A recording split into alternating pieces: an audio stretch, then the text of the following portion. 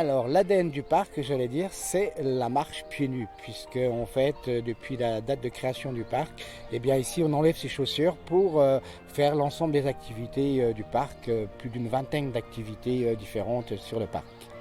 On a un sentier qui fait 2 km, émaillé de différents jeux tout au long du parcours. Donc l'intérêt de la marche pieds nus, eh bien, c'est toutes ces sensations que vous allez découvrir au niveau de la voûte plantaire, puisque vous avez toutes les terminaisons nerveuses au niveau de la voûte plantaire, et ça vous fait un massage permanent, hein, mais avec les différentes sensations, la douceur de l'herbe et des mousses, le petit gravier piquant qui va vous chatouiller un petit peu plus la voûte plantaire.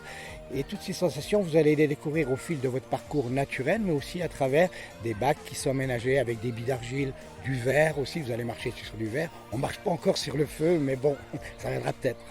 Voilà, alors parmi le parc, il y a bien sûr de nombreuses activités, notamment aussi les labyrinthes, différents labyrinthes avec le labyrinthe d'essence, le labyrinthe des fossés, le labyrinthe de pierre, voilà, émaillé de jeux, de quiz, des boîtes à vue, les boîtes à senteurs, les boîtes à toucher.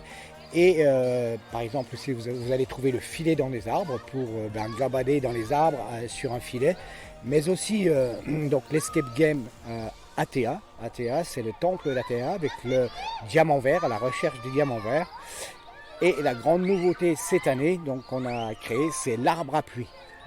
L'arbre à pluie donc, a été installé à côté du toboggan aquatique puisque cette activité est très très prisée dans ces étés très chauds.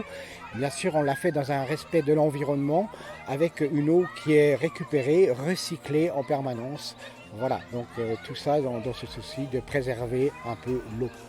Ici, on a été les pionniers en hébergement insolite dans les Vosges en créant notre première cabane dans les arbres il y a 17 ans, une cabane qu'on a construite avec mon fils. Et aujourd'hui, eh bien, il y a quelques 24 hébergements, pyramides de verre, dômes, tipis, voilà une multitude d'hébergements insolites. Donc, qui permet aussi de prolonger sa nuit et d'avoir une nouvelle expérience et de profiter la nuit venue du calme du parc pour des nuits paisibles.